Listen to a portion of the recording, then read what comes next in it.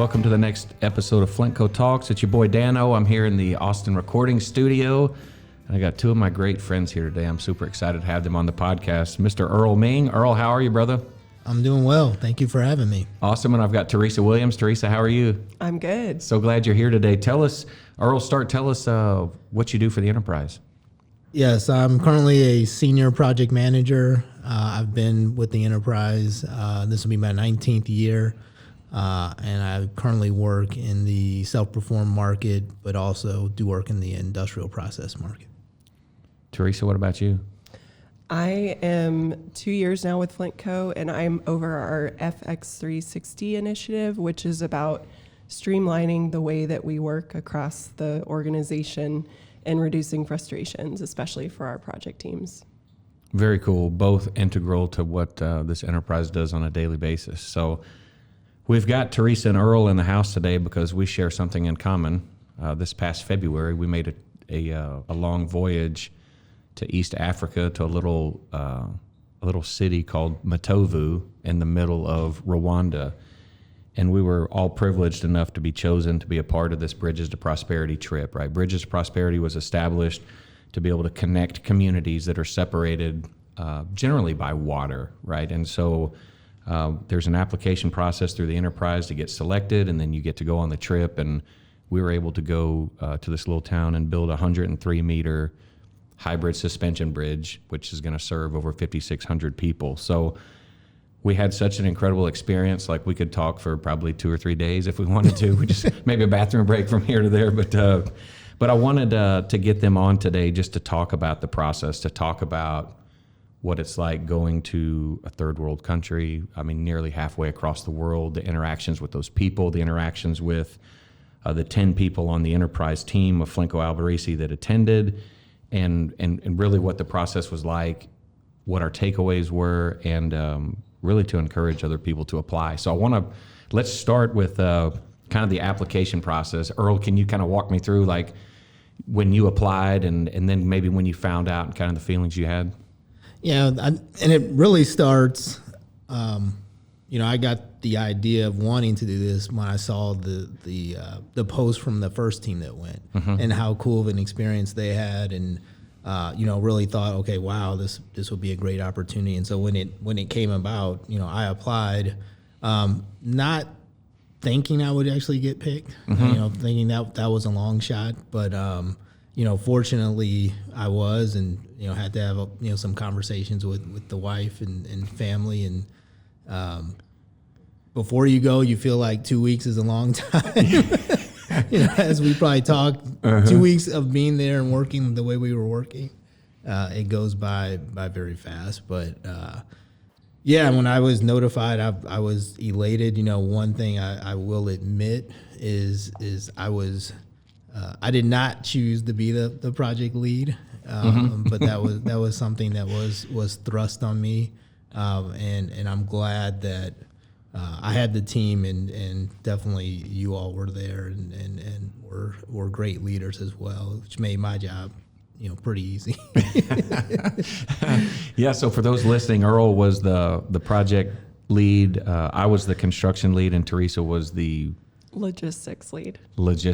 So tell us about your experience when doing the application and kind of when you found out kind of what you felt.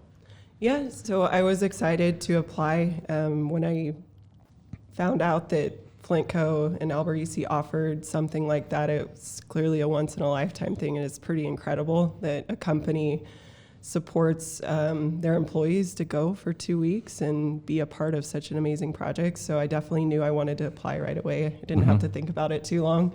So waited for that application, told my supervisor, by the way, if I get picked, I'll be out for 2 weeks. Are we good with that? Yep, okay. I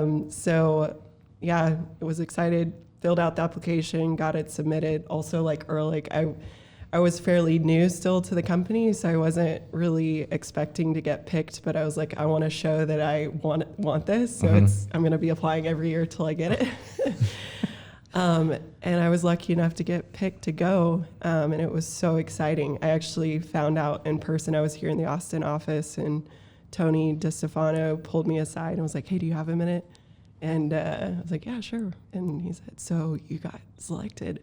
And I was so excited to be able to go. So it was the weight of finding out was tough, but I wasn't really sure about, chance of selection, and then it happened. So I remember getting the application. I applied in 2022 and didn't get selected. So when it came out again for this go round, I was like, man, I'm gonna have to spice up my application a little bit. And this isn't like a 3-question multiple choice. It's like 6 pages, 3 written essays about why you want to go and all this kind of stuff. And I remember going back through and trying to, where did I go wrong? Like, what can I say this time that's gonna make them pick me? And same kind of thing, had to go to the supervisor and say, hey, I'm putting in for this. And thankfully they were like, absolutely, you should. Like, this would be a great opportunity. And I was here in the Austin office as well, same day that you found out, and I was standing in the kitchen getting some coffee.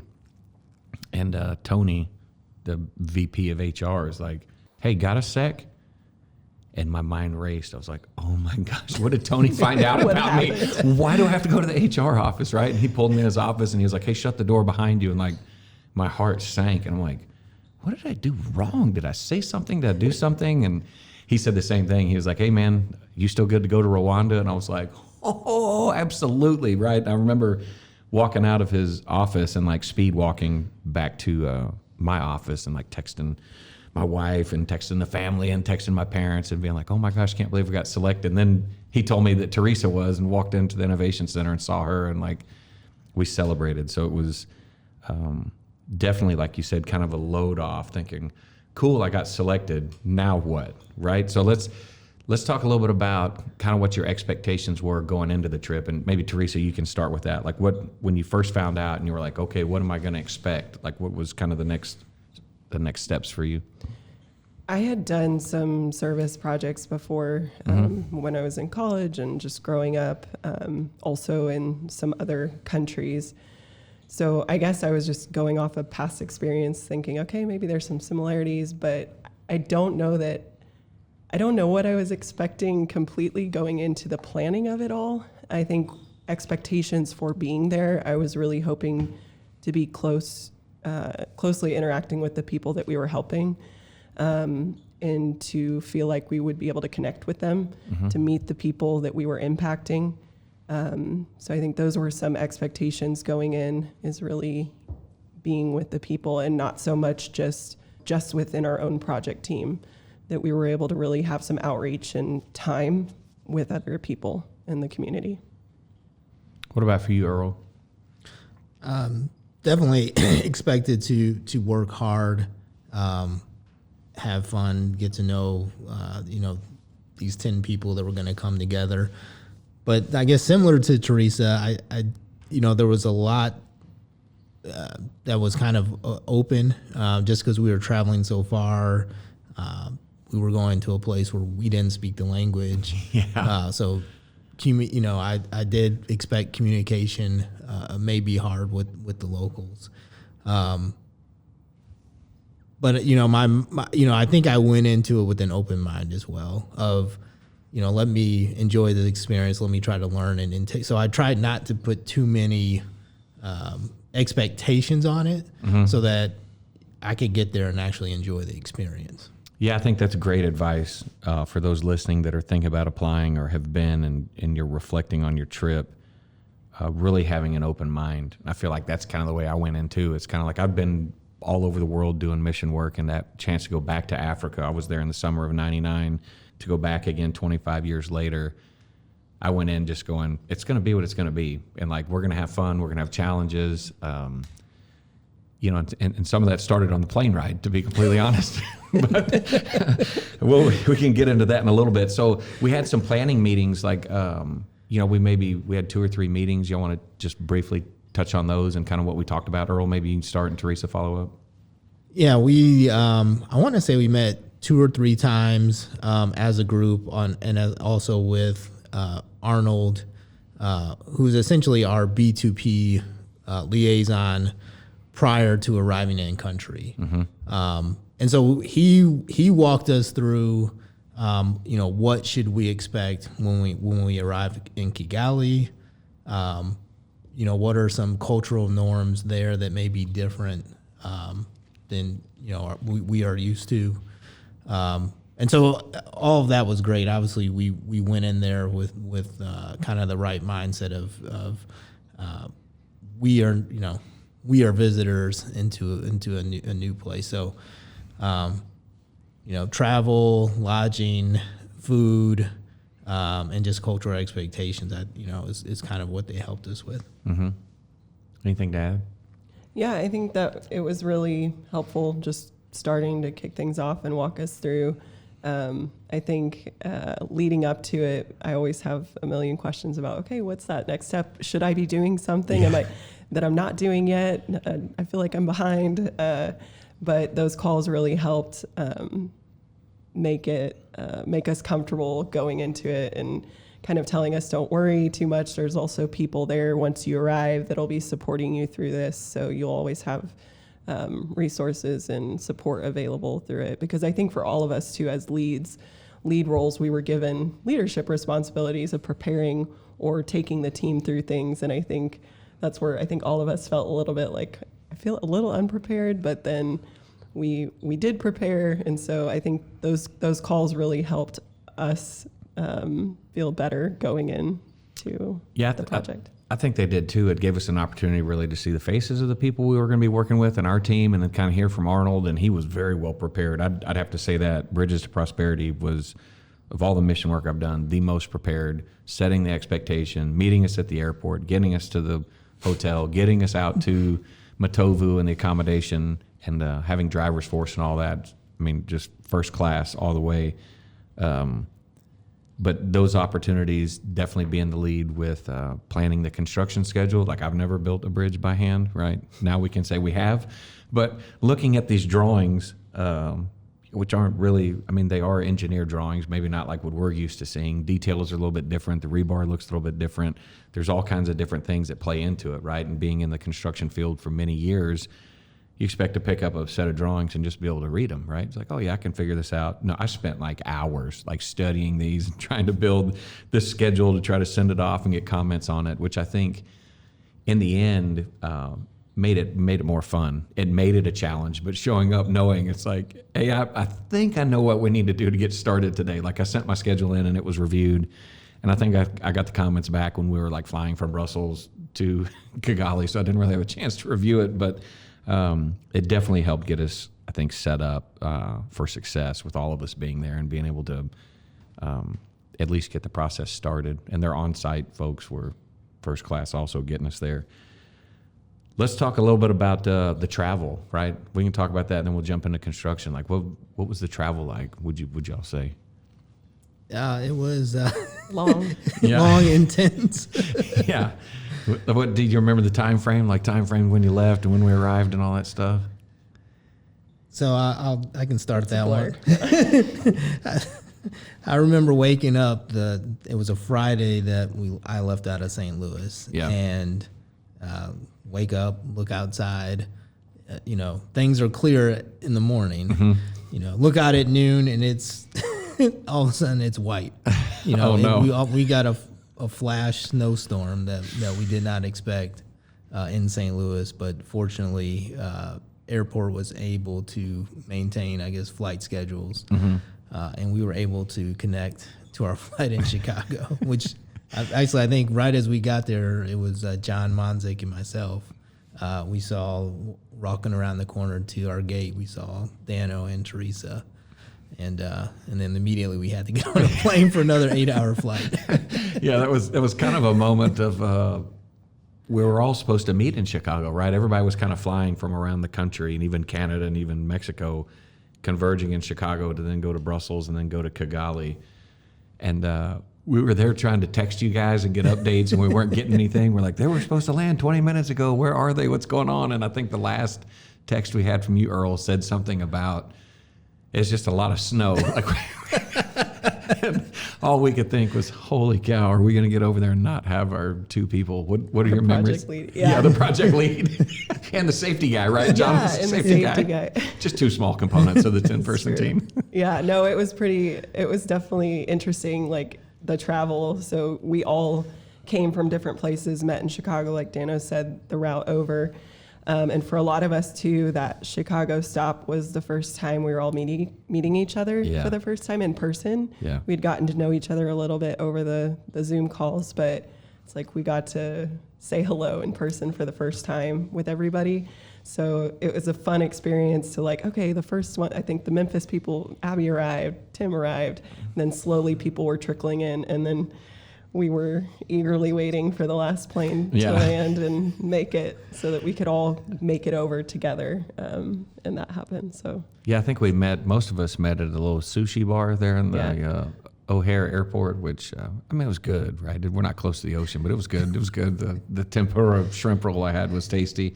But getting to meet everybody for the first time, you'd seen their face on the little 4x4 on your screen doing the Zoom call, but getting to see everybody and shake hands and hug, I think was a big moment too, as we all sat there, and then we anxiously waited for Earl and John to make it, which praise the Lord they did. So once we arrived in the airport, this is what I was going to talk about on expectations. When you land in an airport in a third world country, is AC pretty prominent, or was it open air? Y'all? You know, I don't remember the AC. I think I was just happy to get off. I remember being hot. I'm pretty I was sure. going to say, was there AC? I don't think there was. No, there was not at all. I remember standing down there just sweating in baggage claim, waiting on my 3 bags to show up. Everybody else's bags had made it while I'm waiting on mine, because I had brought tools, right? I brought the big torque wrench and had brought some impacts and batteries and harnesses and yo-yos and that kind of stuff to be able to use for the team. And standing down there just sweating, and it was warm, and there was like just the one baggage thing, and there was so much baggage, and we had a lot of bags to pick up. Oh my gosh, we had so many bags.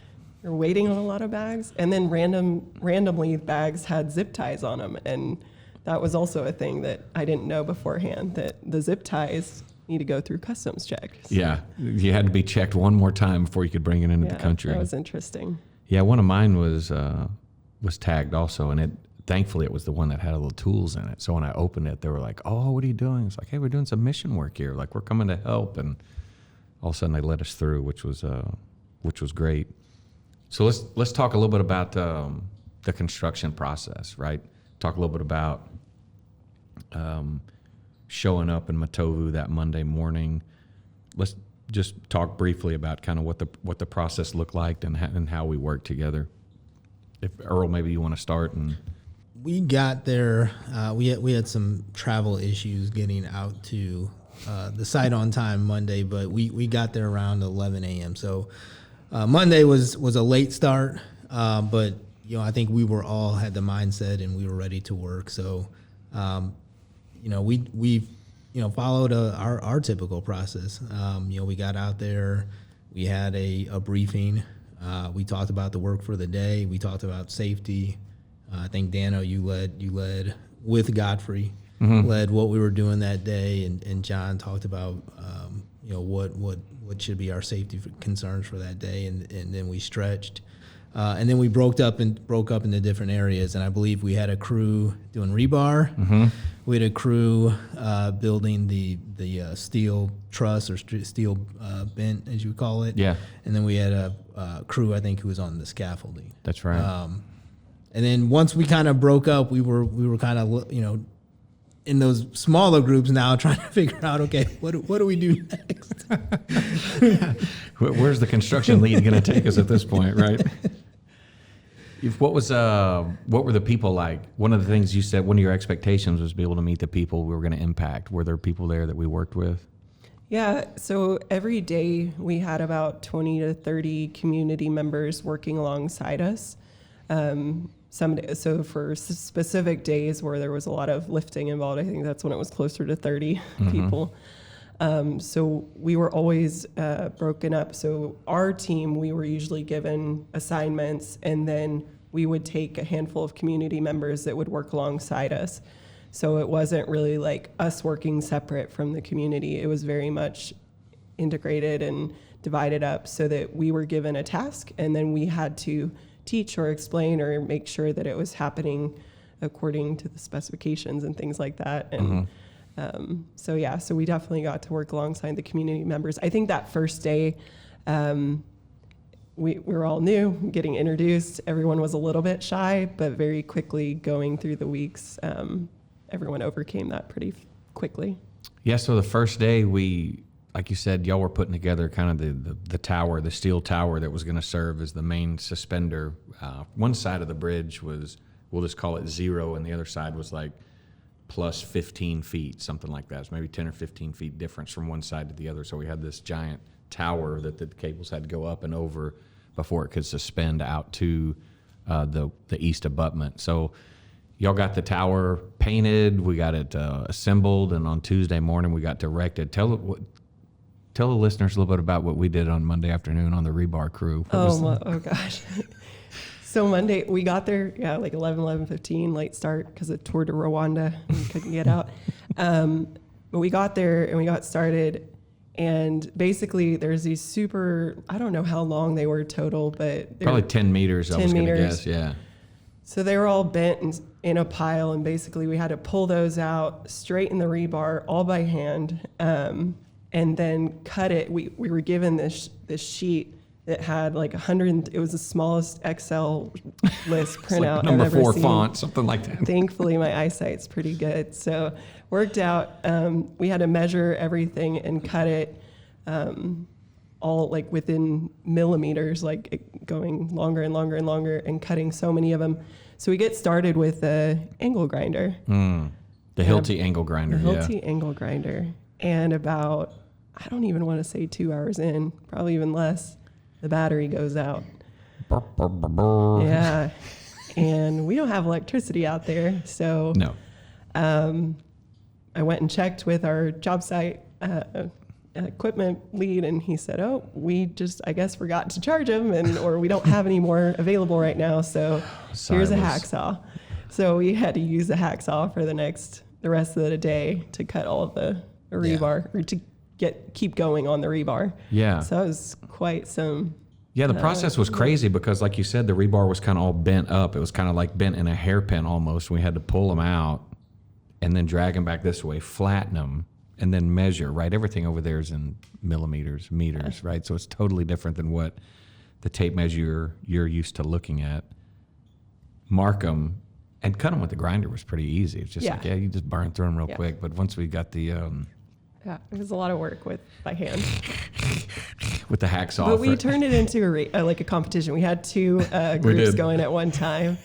So we had a good competition going, and we would rotate out and keep the spirits up going by hand. So it was fun. Thankfully, we had some community help that day also, and they got to stand in. But yeah, John and I would race, and then you and me would race, and then you and John would race. It's like you can only do like 2 in a row, and then we started trying to cut 2 pieces at a time. It got pretty intense. Yeah. Meanwhile, these guys are throwing up the tower, and the scaffold crew was building the scaffold. So day 2, we showed up and we erected the tower, right? We got the tower erected, and then all of a sudden we knew rebar detail was big time. What were we going to use the rebar for? Can you explain what that was? Yeah, so they were for the swings on the bridge. So there was I don't know what you would call that metal piece underneath.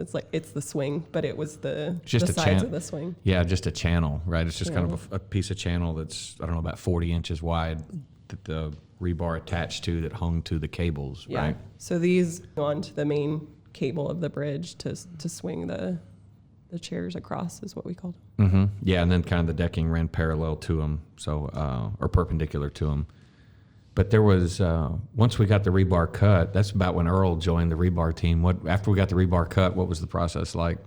You had to bend it, and I think maybe I think there were, was it 103 swings? Mm-hmm. I think, and then so each swing had at least one pair of the candy canes, as Teresa said, and then some of them on the tower side had 2 because of the height. Mm-hmm. So just imagine having to by hand bend all these candied canes, and our bending table was an old tree stump with essentially a jig that the foreman from Rwanda was Daniel. Very qualified, very, very, very good at what he did. But he created a jig that you had to, bend one side, flip it over, bend the other side, And I think Teresa was kind of the first of us to understand this process. When you're rotating it, it's like now you wait here and you see that little black line. Yeah. You've been at 45-degree angle out here. It's like it's a 10-centimeter tail, right? Yeah. And the top had to be 7 centimeters wide. very important. Yeah. and everything is in millimeters and centimeters. And when you're watching it, the first time I came over there and Teresa was trying, I was like, man, I'm a little bit intimidated trying to get this right. I think the first time you see it, you're like, there's no way I'm going to mess this up. But after you get to, it goes pretty quickly to where you understand where you'll. Yeah, we had to make 5 or 6 bends, right? You started with a straight piece of rebar, and you had to bend the bottom end, and then a full 180, like completely back on itself, then bend the tail out, and then at the top, you had to make another 90-degree bend, and then go 7 centimeters and make another 90-degree bend, and then bend the tail out again. And we didn't understand, really what we were doing or the importance of the 7 centimeters at the top. Really until Thursday afternoon or something like that. When Wednesday we pulled the cables, right? Wednesday was cable day. We got the cables, which was an incredible process, right? You're talking about a 150-meter long piece of cable that's 3 or 4 pounds per foot, right? And so we're just talking a massive amount of weight that we're trying to pull this thing across the river bottom and up the hill, and then really pull it hand tight, and then be able to pull it over the tower and then sit down with a winch and actually winch it to get it tight. So, the whole team spent Wednesday morning doing that, Wednesday afternoon back on rebar detail, 4 times. Yeah. Oh, no, 5, right, with the safety line. Yeah, there was 4 cables we had to do that not with. Not just once. We had to do it multiple times. That was made, Wednesday at lunchtime might have been the tiredest I was for the first 3 days after doing that, right? Do y'all remember, what was the elevation? Y'all remember the elevation of the Matovu? I think it was close to 5,000 feet, maybe 1,400 meters, something like that. All I remember, Wednesday was a tough day. Yeah. It's physically exhausting work, for sure. Right. Yeah, and I think, Earl, you had said that you expected some hard work. By Wednesday at lunchtime, you feel like... I didn't expect it to be that hard. That I was worn out. Yeah, that was a long day. It's like, man, put me back on rebar detail. I can bend some rebar now, right? So meanwhile, Wednesday afternoon, we continued bending the rebar, getting the swings set up, and Thursday we actually got to start launching the swings, right, and sending them out. That's when we discovered the quality part of the distance of that top candy cane. Yeah, because the cables were probably like 1.5 inches around or something like that, and so we had 2 cables running beside each other that this 7-centimeter opening in the top of the candy cane had to sit on to be able to slide down the cable, right? We launched all the swings from the east abutment to slide down, right? They're all connected by a cable, I think is what we had to do, and then we could slide them down to maintain the spacing so you could get the decking started. What was it like when we found some of those? It might have been a little narrow. It made the job of continually sliding those seats difficult because they would always get hung up, and so obviously that's when the light bulb went off of, oh man, this is why this was so important. Yeah, I think it was swing 13 was maybe about 6 3/4 centimeter, and that's not near enough to be able to slide those swings. And standing up on the abutment, we had some of the community folks down kind of on the edge of the river, right? That were actually pulling with ropes, trying to get those things pulled out. And every time they started to pull, my heart just sank, and I was like, oh, bless their hearts. I can't believe they're having to do that. If we had only made that one just a little bit bigger, it would have pulled a lot cleaner. Yeah. So we launched swings all day Thursday. Friday was a big day, right? Friday we got to put the first piece of decking on. Y'all remember what that was like? Yeah, it felt good. It looked more like a bridge at that. Even with the swings already, it started looking more like a bridge, because I think before that time, you see all this work ahead of you and this big gap across the river. And with only 2 weeks to go, and you first think are we really going to finish this in 2 weeks? Mm-hmm. And at that point, I think for me, at least, I felt like we're going to get there. I see the finish line. I'm seeing a bridge in front of me. So I think it was quite exciting to see the swings go across, and especially the decking was fun. Yeah, and I think from the high side, they still had to launch some swings on Friday just because it was a lot different. It was a totally different operation than where we were working. It was kind of like we just put our candy canes on and they would slide down. But for them, it was connecting those double long ones. Some of them were even 6-7 meters tall, trying to get all that to work, which was definitely quite a feat. One of the things you said just a second ago is, will we finish, right? Do you remember like scheduling, what the schedule was like and what we kind of how we talked about that every day? Do either of y'all want to talk about that? Well, we had an idea going into it of what the schedule was like. And then I think it was maybe the first or second day, Godfrey had written out a schedule on a piece of paper. And he had it posted on his table in our little break tent. And that schedule seemed intense, but as we were moving forward, we started to notice that we were starting to actually beat his schedule. Yeah. Which I think, helped us feel a lot better about this build, and that we would actually get to the end. But just getting to the swings and then getting that first piece of decking on, I think once we all got that, it really we went into that weekend feeling pretty confident that, okay, we got this, and we're really going to knock this out of the park now. That we're on the downhill side, right? Like you could say, like, hey, it's actually starting to come together. There's a piece of decking on. Oh my gosh, people can walk on this at some point, right? That's going to be safe. At the end of the first week, if you think back and reflect, what do you think made our team work well together that first week, right? We got there late Monday. We was kind of chickens with our head cut off for a days or two, and then we kind of realized what was going on. What do you think helped the team gel together? I think what I saw with our team, which was amazing, was no one complained. Everyone was a team player in the sense that when someone needed help or was asking you to do something, they stepped up and did it. Not every task or job was the more glamorous one or maybe the more exciting one, but we all did our part and understood like it's all a piece to this bridge build, and I'm going to give it my best and give it my all, and fill the need where there's the need. And I think that's what, especially week one, and I mean through the whole project, really, it was amazing to see that there was no complaints. There was no one really saying, hey, I don't want to do this. Everyone stepped up and said yes and did their best with the different assignments. Yeah, I would echo those comments. And we worked some long hours that first week. And, going back to schedule, I think, Dana, one thing that helped us beat Godfrey's schedule was that each day you were like, hey, this is, we're not leaving until we get this done. Right. And nobody complained. We were all committed to it. And each night when we would come home and we would sit on the porch and reflect for a few hours each day while we ate Pringles, we would talk about, what went well, what didn't go well, and how we could do better. And even during that time, I think Teresa mentioned earlier about just working with the community. I sat back and was kind of watching everybody, how they were interacting with the community, and it was always fun to see.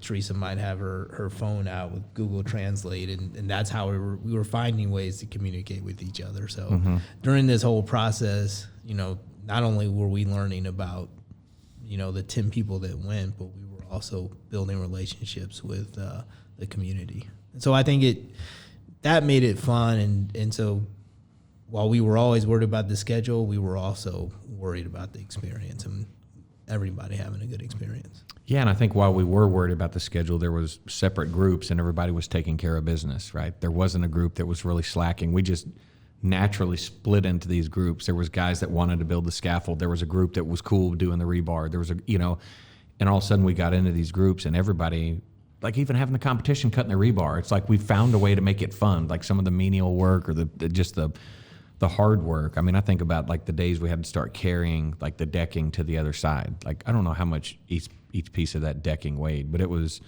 about 1 meter long and I don't know, maybe 30 centimeters wide or something like that. And they probably weighed 40 or 50 pounds, super awkward. But we made a way to have it fun, right? Whether you balanced it on your head or carried it under your arm. Like we tried all kinds of on your shoulder. Do two people carry it or does one person? And then you see the community members, right? I remember seeing Grace grab one of those things and just throw it on her hard hat, and she walked across like it was no big deal. And it was like, this is definitely a one-person job. If Grace can do it, I can do it, right? Oh, my goodness. So the first week, right, we had a pretty memorable day on Thursday. One of y'all want to tell me a little bit about what we did Thursday during the tea break? You want to kick that off, Teresa? Sure. Yeah, we got to go visit the school. It was really, we could see it from our bridge. It was that close. It was less than a 5-minute walk from our job site. At the school, there was 682 children, I believe. And they were a big motivator for us throughout these whole 2 weeks, really. The drive-in, leaving, and throughout the day, them cheering us on and giving us these big smiles. So on Thursday, we were able to take a break during our tea time and go meet all the kids and visit with them. They had prepared some beautiful songs and gifts for us. And so it was a really, really neat experience. So we were all excited to be able to go finally see them versus just kind of waving from afar, giving them a high five briefly between work. Yeah, kind of as we drove to work in the morning, like really on Tuesday, once we started, Tuesday and Wednesday when it became routine that we were coming to work at 7 and leaving at 5, probably like the quarter mile closest to the job site, like the kids would wait. They wanted to see us. They wanted to see us driving out, and they would wave or they'd try to give you high five if you were driving slow. Some of the kids would run beside us, which was really inspiring. It was really cool. It's like, man, this is who we're doing it for, right? I think that's, Teresa, that's something you said earlier, is meet the people we were going to be able to impact. And those are the people that are going to be able to use that every day, kids to be able to get to school or be able to go to the doctor or be able to get to the market, right? Those are things that are not available during the flood season when the river's impassable. What was Thursday like for you, Earl? Oh, it was amazing. Just like Teresa said, we walk up and they were singing all 682 kids were singing songs that they had prepared for us. And as we started to listen, you realize they're singing in English, and then you realize they're actually saying our names as they're singing these songs. So they took a lot of time, to plan and make that welcome to us. So we definitely felt honored and special, and it gave us the opportunity to kind of reinvigorate us as we were building this bridge, because we were coming off the Wednesday cable pull. We were gassed on Thursday at tea time, right? Is it going to rain today? Hopefully we can get the afternoon off. Like, what's going on? So it was, I think after we left that, it was like our energy tanks were filled, and it was a huge motivator. And, they presented, I think each of us got a hand-drawn picture, that I've got it sitting in my, down in the living room right now. So it's always a reminder of that day and why we built that bridge. And, the kids that would come and they'd watch us before school, they'd come and they'd watch us after school, and they'd give us 5. And, that was a fun experience, even just that drive into work and seeing all the kids and everybody waving at us. Yeah, I think back to that Thursday, and I was gassed. Same thing. It's like, oh my gosh, we got to walk to the school. It was like 300 yards, but it was like a long 300 yards till you could begin to see the kids, and the excitement started. And we'd taken up money for a collection like the previous day, and we had given Zura, our kind of team mom from Bridges to Prosperity, we'd given her several $100s to go buy, prizes for the kids and buy stuff to give away. And after we came out and heard the kids singing, like Earl said, listening, right? They speak English with a different accent than those of us from even East Texas to St. Louis speak, right? And once you began to hear what they were saying, I mean, I began to weep. I just remember standing there crying. I think we were all crying. I was looking, we were all in tears at that point. I was trying not to look around. I was like, dude, I don't want to look like I'm soft. But the kids were singing, "Welcome, welcome to our visitors. We are very happy because of you." Yeah. And then in between the refrain, there was one girl that was yelling out the team names. Like she'd yell Ming, or she'd yell Teresa, or Philip, or Philippe, right? Or whatever. And it, that was awesome. But then like the headmaster was like, we're going to go over here and hang out in the trees for a little bit in the shade, right? And then we began to dance, right? They came out and they started doing these little dance moves in front of us. And we're like, oh, that's really cute. And all of a sudden, before I know it, I see Philip he's out, dancing. All of a sudden, they grab Paul's arm, and then Tim's out there, and I'm like, okay, we're going to do this, right? We're going to get up and we dance. Oh my gosh. I was like, I don't know if I've danced that much in the previous 8 years of my life, as we did. Oh, it was intense. For like an hour, like all these little dance moves and like, dancing with a 8-year-old that you'll probably never see again, but a life-changing experience for me, for them, for all of us, as we danced their cultural dances. I was going to say, and it's not just like your side to side dance, it's jumping. Yeah. Like it's jumping and it's doing the little, there was all kinds of different moves that we had to do. It's a workout. Yeah, to try to keep up. I remember my shirt was soaked, my hat was soaked, but when we went back to work, it was like, you said our tanks were full. It's like, yeah, we're going to do this. We're not just going to finish, like we're going to finish strong and it's going to happen. What a day that was. The weekend, we made a incredible trek across the whole country of Rwanda, 7 hours to get to, I can't remember the name of the park. Went to the national park there on the east side, and to go on a safari on Saturday. Right? What did we see over there at the?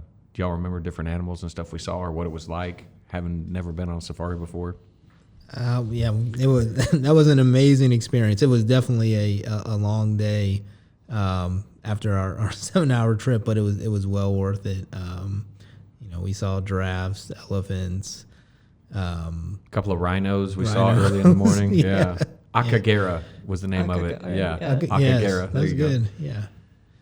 But a fun time as the team, right? We got to still kind of ride with our groups, but experience that together. And then Saturday night. We got to talk about Saturday night. Where did we stay Saturday night?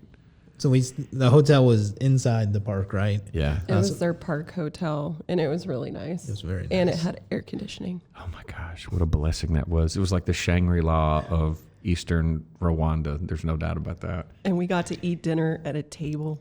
We did. We sat at a table, right? I wanted to talk a little bit about home life. This is a good segue, right? Yeah. When we got back from work, we stayed in a house that concrete floors and just kind of a wood ceiling, not a lot of power outlets, no air conditioning, kind of a living space that was maybe twice the size of the table we're sitting at. And every night we sat in like lawn chairs, basically. Plastic chairs. And had like a little coffee table as we Yeah. could It rest was stuff lower on. than a coffee table. Yeah, it's like like an ottoman is almost what it was, but it was plastic as well. But like sitting there every night, like trying to eat your dinner, like in your lap, or can you lean all the way over on the table and still cut and not spill it on your?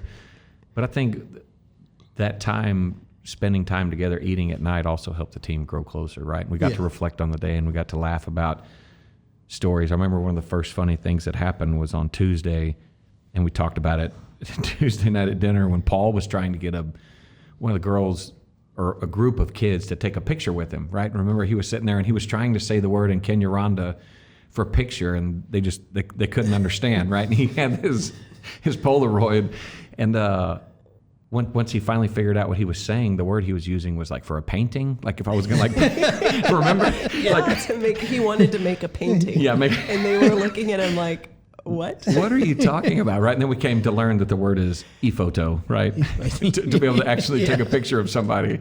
But those times at night really, I think, helped the team mesh, and we really got to plan the next day of work. And like you said, everybody was willing to work. Nobody complained about it. Nobody was like, man, I got to bend a rebar again tomorrow, right? Everybody was like, heck yeah, man, we're going to get there and we're going to knock this out. The following week, right, we came back to the market on Sunday. We could talk about the market all day. Incredible experience. But we get back to work Monday, right, and we're the downhill stretch, right? We get the Or deck. so we thought. Well, yeah. So we got the decking like almost finished on Monday. It seemed like Tuesday we just had kind of a couple pieces of decking left to put down. What else did we do on Tuesday? We had the spanner cable and the Tightening still on the decking, like torquing everything. Every one of those fasteners had to be tightened to like 50 foot-pounds or something like that. I think I counted Abby up. and Tim were like, I counted up. on that. Yeah, I counted up like how many fasteners we would have had. It was like over 5,000 by the time you figure like each of the deck pieces, each of the little clamps that held the cable to the swings, all that kind of stuff. I mean, your hand got tired of squeezing the impact or using the ratchet or whatever. Get the decking down. Wednesday, we're finishing the decking. The cabling's finished, right? We're getting close to finishing. There's the metal pipe that has to go under the bridge to help maintain the stability. And Wednesday at 10 o'clock, I thought this was like reckoning day, like it was going to happen, right? We got the fencing out. That was the last piece. And we're like, this will be easy. this is good. Yeah. So the goal was to stretch some fencing before lunch. So like at 10:30, same kind of thing. We had these rolls of fencing on the west side of the river. And it's like, hey, we're going to start on the east side. So we have to get the fencing over there. And it's like, well, I've been down this road before. I want to see what the community members are going to do, right? Are they going to be able to handle one of these by themselves? Because I think me and Phil were trying to grab the first one and like trying to manhandle that as one person. I was like, we're really going to have to see how this works. Thankfully, they carried them over to, one person on each end. So Phil and I were able to carry one piece over as they made it there and back twice by the time we got over there once. But still, we got it all over there. We began to set the fencing up. And what was that like? Well, just seeing the fence go on, it was you could see the end, the train coming to the end. But once we started to get it on and had to go through the process of attaching it, that's when we realized this is a little bit more intense than we realized. When you think fencing, I think like. It's just kind of like the regular fence that you'd see around your track, like at high school or middle school or something like that. And I'm like, okay, well, how does that stuff attach? And you're like, oh, yeah, maybe like tie wire. We asked Godfrey, like, hey, Godfrey, where's the tie wire?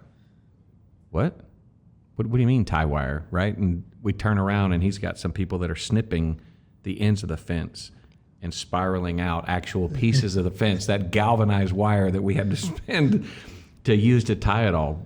How was that process? Was that tiring, Teresa, for you? It's very tiring. Well, tiring. I mean, it's very intense, and like having I think all my fingers were sore, my wrists were sore after that. Poked myself so often with that wire, and then also the tools that we had were a little bit clunky to try and actually twist it. So it's basically I almost ended up doing it by hand. Mm-hmm. And that's tough. And that's thick too. It's like probably 3 times as thick as tie wire. Mm-hmm. I just remember like my forearm being completely. Yeah. I mean, for 6 weeks afterwards, I'd wake up like all the way into like April. Like after we got back, I'd wake up in the middle of the night. My arm would be asleep. My forearm would be like cramped, and my fingers like a misshapen claw, like trying to stretch out because it was so intense doing all that. I think too with that, it was intense, and I was like, do we really need to put so many on there? Right? But then also I was like, I heard a comment, I think it was Godfrey or someone else from the B2B team had mentioned like, yes, because the little kids, if they cross the bridge and you don't want their foot sliding out, or you don't want them to be able to get out on the side. And it just like reminded me of like, in my mind, I was a little bit like, okay, this is a lot, but then just bring it back to the importance of safety there. And that's why we're doing that, for having the I remember pushing in a few places like, no way somebody could slip through that. Could they? Well, maybe we'll do one more. Do one more. Yeah, just in case. Just in case. So Thursday, we finally got finished, right? We nearly got all the fence up Wednesday afternoon. We got it all stood. We didn't get it all tied on Wednesday, but we finished off on Thursday. And then Thursday afternoon, we had the celebration, right? What was the celebration like? Tell us. More dancing. Oh my gosh, so much dancing. What did we eat? Tell them about the receipt you had for the... Oh, so we did a barbecue for the community members that worked alongside us. And so that's part of the question, like going into it, if the company wants to sponsor that. And so we did. And as a logistics lead, I got to see the invoice of that afterwards. And that's what I was like, this was the most fun expense report, and probably the last one I'll ever have like that goes into Concur for us. And we bought 5 goats and 6 chickens. It was a handwritten invoice. I think it was like $30 each or something, like super. Yeah, it was a fun invoice. So quite the grocery list to prep for that. Well, we had our chef there, right? The chef was there, and he had to have all the meat cleaned. He had to have it tested to make sure it was clean for us to eat. And then he and his helper began cooking all that stuff Thursday morning. So Thursday at 2:00, we could have the feast. And we had plates of food, just a mound, right? Probably 4 or 5 inches tall, with just chicken and goat and vegetables. It was like 3 servings on one plate. Yeah, at least 3 servings, right? And he had the little brochettes that he had made with other pieces of the goat meat or whatever, just on a little like a wooden toothpick. And we ate and we ate and we ate, and then we celebrated, right? and the karaoke machine came out. Singing and dancing. Thankfully, it began to rain before the microphone got put in my hand. But I remember as it began to rain, everybody was sad, and like we went and we sat in the tent and kind of our little shelter. And as we sat there, I looked at Zura, and she had a distinct look on her face. And I asked her, I was like, "What are you thinking?" And she just shook her head, and she was like, "Every time we finish a bridge, it rains. It rains." And she was like, "We believe it's God consecrating the bridge, like cleansing it, consecrating it for the people." And she's like, "In all the years we've done this, like it's just, like always happens." Wow. And I remember thinking, like, how cool, like that it's now the communities. At that point, we were done, essentially. Maybe a little touch-up paint on Friday morning, but at that point, we were done, and it was turned over to the community. Friday, we had the inauguration, which I thought was a really great time. I mean, just being there in shorts and our T-shirts that we had made, and being able to wear tennis shoes and not your work boots, and be able to see like the other people in their, native dress, I would say, just in seeing what their outfits normally look like, and be a part of the celebration that was the inauguration. And the vice mayor from the region came down and gave a speech. Earl gave an incredible speech to the people about finishing strong and going to school and all those type things. And at the inauguration, of course, we danced, right? The kids came down, they were singing. Oh my gosh, I cried and cried and cried when I heard the kids coming. I was like, I cannot believe they're coming back and they're singing that song again. They were singing from the start of the walk. So we like heard it kind of quiet, and they were coming closer and closer and singing like that song again, saying, thank you basically to us, and saying all our names again. And And they came and danced, and then we cut the ribbon and walked across the first time. What do y'all want to talk about that? What that experience was like? Oh, it was amazing to walk across, and not only to walk across, but to look back and see, the entire community, and the community that had worked with us across this bridge, and we all got to be able to kind of sit back and say, okay, we finished our project, and the community gets to enjoy it, and it was definitely a celebration. It was I didn't think, the one thing that was really cool is they tested it out. They actually had a motorcycle drive across the bridge while we were there. That's right. So that was pretty cool to see. What about for you, Teresa? What was that afternoon like? Yeah, I think seeing so many people from the community also there crossing it, as well as just like the community members that worked alongside us to be able to cross it, with all the smiles, the cheering, the joy on their faces, like it definitely brought tears to my eyes for sure at that time again. And then just I was amazed too, like, because I think during the 2 weeks you're working so hard, and then to see the final product there, and you're really able to take a step back and take a breather. It's not like, oh, I need to go work on this next, and because we kind of saw it progress throughout the week, and it's like we saw it the day before, but that Friday was to celebrate it. And so being able to stand there and not think about work on it, it was amazing to just take it all in and to look at it. Yeah, Earl and I were at the front of the line. They wanted the team lead and the construction lead up there as they cut the ribbon, right? And Earl, I think you probably walked across first with the vice mayor, and then I was kind of right behind. And I remember it was surreal to think this all started last February when I applied and got selected. And, here we are like last June, and here like 10 months later, we finally got this thing built and walking across. And I remember getting to the other side, and I just turned my camera on and filmed the people as they walked, because there was several hundred people that were there. And like you said, the smiles and the dancing, and even there was a slow spot in the line because there was an elderly person that was coming across. Nobody was complaining. Yeah. Everybody was clapping. They were cheering. And we walked back across, and then, the festivities began again. The dancing resumed, and the blessings of the bridge continued.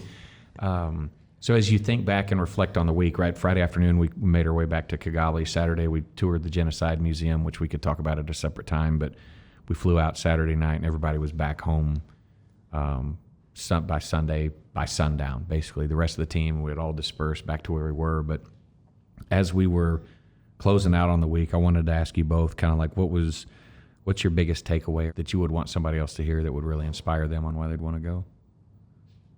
Two big memories. Obviously, visiting the school was something that kind of lasts with me forever.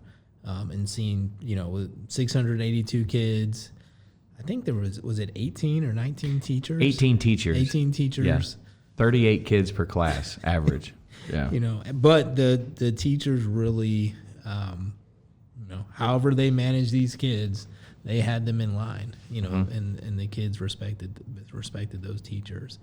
But seeing the kids every day, they would, as we would drive in, they would say "Comera," which means I think "be strong," and they would wave, and so their smiles would always just light up your day, and so that was one memory. And then the Thursday, right after the party, right before the party, people had Polaroid cameras, and we all started taking pictures. And I think at this time we really started to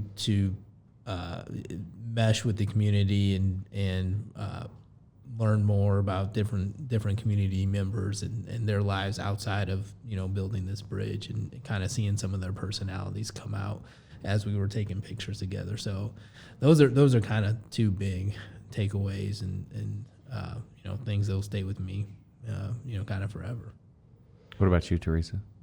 I think, there's a lot, right? But I think a few things would be, number one of the comments the kids made on Thursday when we were visiting, I think it was part of her poem, or she just shared it with us. It was in French, so they translated it. But basically, this girl said that this bridge and us coming to build the bridge is the greatest gift God will give her in her entire life.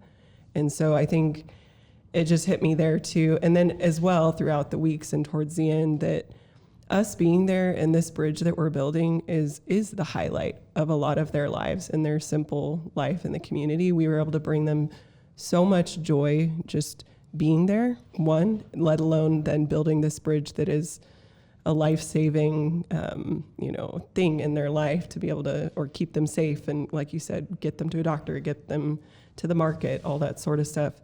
That on top of it, but even just us being there was a highlight for them, the children, but also the community members we were working alongside. And it just was amazing to experience that me working alongside someone could bring them so much joy for their lifetime. Something so simple. And I think it just, anytime now, like coming back here to like the transition process back, talking, I think, thinking about that and dealing with some things now here back in the States, there's a lot of things where it's like, it's not that big of a deal anymore. Mm-hmm. And I think it really has had an impact on me in my life going forward of keeping things simple or not worrying too much about some things that when I look back at that experience in their lives and what they face, that something so simple can be such an impactful thing that I'm able to look at my life and situation a little differently now as well. Yeah, I think somebody said on the last day, the bridge is built to last maybe 50 years because it's got a metal deck. And I remember somebody saying, for the next 50 years, this community is going to talk about you people that came to build this thing and what a life-changing experience or really what it does for them, right? And a bridge is something we take for granted. Like you think about how many bridges did you drive over getting to work today? No less than 6 or 7 right out here in the hill country between, and it's something we take for granted. And for so long, those people, they had a wooden bridge that they could cross to get across whatever the body of water while it wasn't rainy season. But it rained one afternoon while we were there for about an hour and a half, and that the river grew 4 or 5 times bigger and was 8 feet deeper than it was than we had seen it while we were there. So I think for me, the impactful part was when we showed up Friday morning, they had taken the old bridge down. Mm-hmm. They had dismantled it and thrown it to the side, like we're no longer using this, right? And that's a bridge they build every year since probably that community's been there. Somebody has, after the rainy season, they come back and they rebuild it, and it's good for 7 or 8 months, and then it gets washed out again. So I think for me, it was kind of like in hearing the vice mayor, as it was translated to us, it's like everybody will use this bridge now.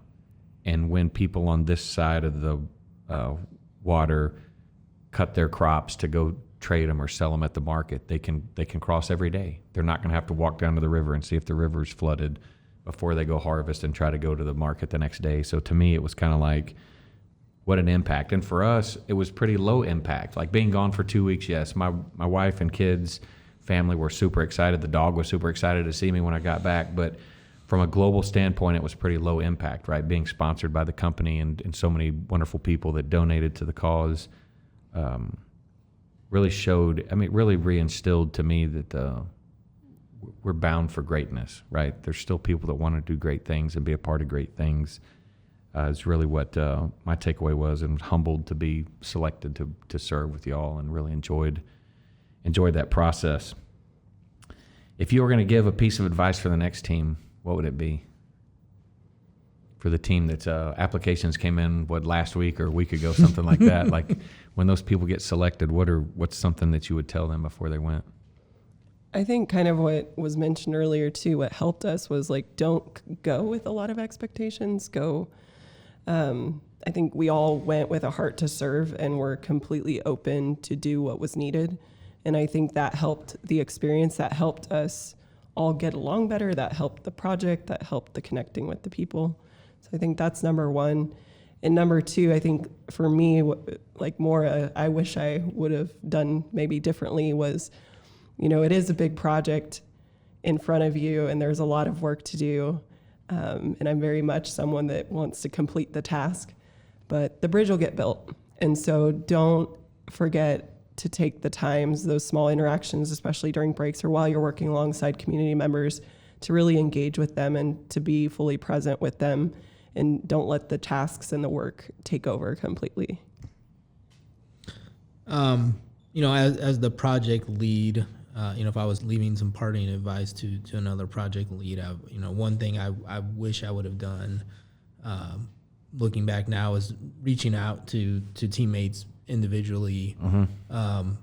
Once that team is selected and roles are identified, and two, just maybe having more interaction prior to our build or our travel to Rwanda. Maybe the lack of that or the lack of foresight on that on my part didn't seem to affect us once we got there, I think, in any way. But yeah, almost similar to what Teresa said. I remember it's almost exactly what Teresa said when we got there and we're having lunch with Tina. And I think I was joking about how fast we were going to build this bridge. And she was kind of, I could see, she kind of pumped the brakes, and said, the bridge will get built. It's about the experience. So, B2P is going to take care of you. They know they have a process. They know how to build the bridges. So trust them. You're going to be well fed. You're going to be well taken care of. The accommodations may not be what you're used to, but for 2 weeks, it's they're fine. And I think by having that experience with the other folks, you'll kind of build a bond. I think we all have a bond that we'll have forever. Absolutely. I feel like my piece of advice would be in the same line as y'all's, is like, learn some of the language, right? At the school there, they teach French, English, and Kinyarwanda, right? But everybody speaks Kinyarwanda. So we got some quotes to learn before we went that dealt with construction. But when I got back, it was kind of like, man, I wish I had something that I knew how to say, like, have a good night, or sleep well, or God bless you, or thank you for letting us serve. So I would say, and that's feedback we gave. I'm going to miss you. Yeah, I'm going to miss you. Yeah, when I really wanted to say that in their language. Yeah, when we were leaving Friday, it was like it was time to go, and it was like, I don't even know what to say. Yeah. Like, adios. I No, know, that's not the right language. Yeah, but it's like, I want to say more than that. Yeah.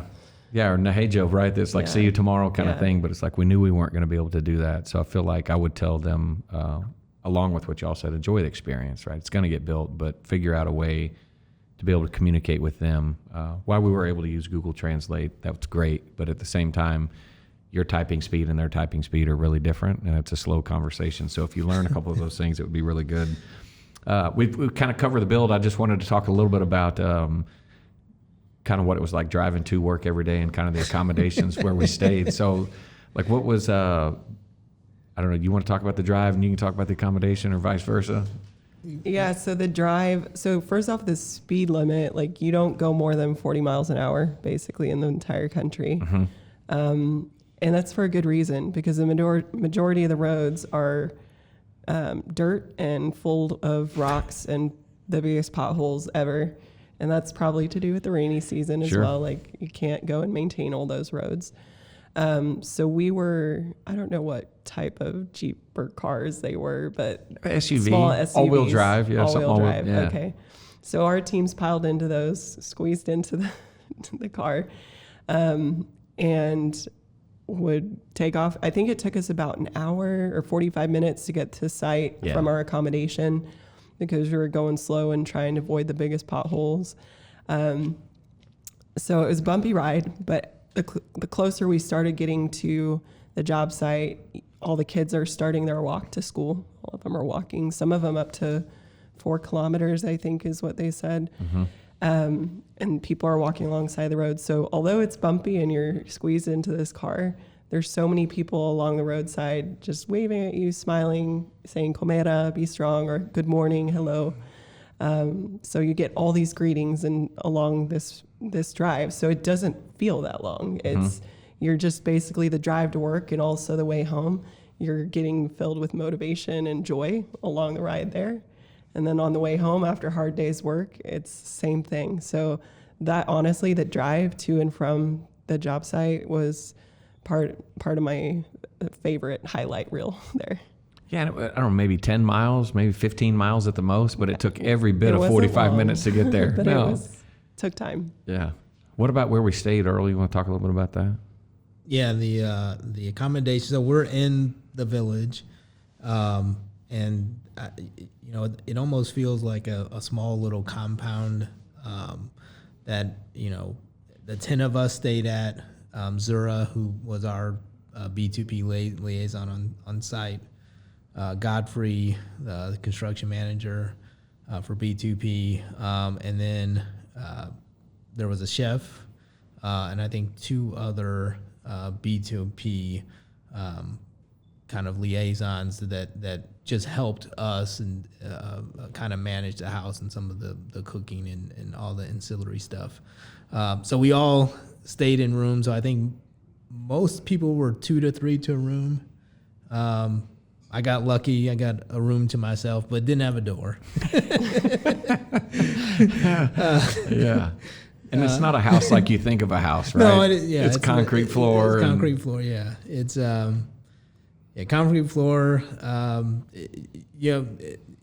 One thing you think about is how did they build this with where they're at, getting the materials there.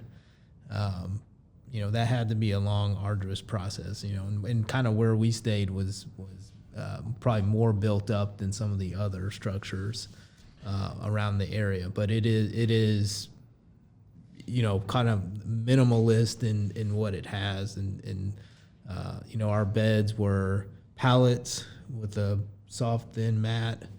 A piece of Rwandan foam, I think. Rwandan foam. About like that big. No air conditioning. I think Dano and another group were lucky enough to have a fan. But at night it normally was in the 60s, so it wasn't too bad. There were 2 showers. One was What were those showers like? Yeah, when you say shower, describe that. Yeah, I guess I should no running water. Oh, okay, there you go. It was a room. It was a room. It was a with room. A bucket. It was a room, and there was a hole in the wall, and the floor was slopes, and the water would drain out. Yeah, that's right. But they would, so they had access to water, and they would have a bucket of water, and they would heat your water up, which was actually better than we thought. Yeah, going into it. Yeah. It wasn't freezing. No, he had like 10 different carafes that he would fill with the hot water, and they would sit there, and you'd get the carafe of hot water, maybe 2 gallons of room temperature water, and so it became kind of warm-ish, right? Yeah, warm-ish.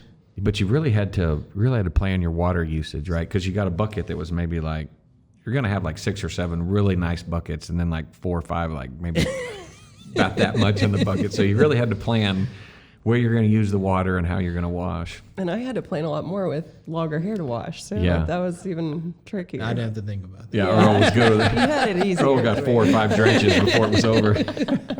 What was so you think about the showers, the concrete room? We had one that was set up with really just a Tarp, was it tarp. PVC pipe or something? yeah, it was like a tarp that they had set up. The same thing. It was right by the wall where where the water would drain out. And then everybody's favorite topic was the long drop toilet.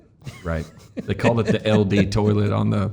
And I was like, oh, that's got to be nice. You know, it's even called the toilet. But I remember showing up and them saying, yeah, the toilet room is back there. It's like, it's by the shower. And I peeked in the shower. I was like, that looks a lot like a concrete floor and a masonry wall. There's no shower head. I can't wait to see what the toilet room looks like. Right? And you walk in and it's like, there's a stone that has like about a number 8 size shoe hole in the middle of it. And the stone was the standing ledge. And you really had to work on your aim to make sure that you were going to be able to hit the hole and be able to maintain the integrity of the standing stone for the rest of the group. But you know, when in Rome, right? It's kind of like that was nobody else complained about it, and it's kind of like, hey, man, this is just how it's going to be. It was okay until like some of the days we were working and you're like getting up or down a lot, and then squatting becomes all of a sudden. Yeah. Really tough. It really does become. Yeah, and you maybe had to brace yourself on the wall a little bit so you didn't. I did. You can I reach did it, or you want to touch it. The line in the morning for the bathroom might be 5 long, but it was about 5 minutes because you didn't spend more than about 40 seconds in there before you were ready to get out. And you can only imagine the smell. But what a trip! What an opportunity! What a testament to each of y'all and your hard work and willingness to give up 2 weeks of time to be away from those who you love, to be there to serve. So it was an absolute honor and privilege to serve with y'all, and we'll cherish the memory forever. So I appreciate having y'all on today. It's been awesome to see y'all. It's been awesome to relive this. For those that are listening and want to get involved, right, if you work for the Enterprise, we've committed to go again in 2025. We're going to be a yearly commitment, so pay attention when the email comes out. Get your application in. And there's other ways to volunteer also, right? There's donations you can make on the Bridges to Prosperity website. And as the teams are selected, they'll start their own fundraising. So even if you're listening and want to help, pay attention to the Flintco and Albrecht LinkedIn pages, and you'll have the opportunity to. So it's awesome having you all on. Thank you so much. Thank you. Thank you. Yeah. It's been such a long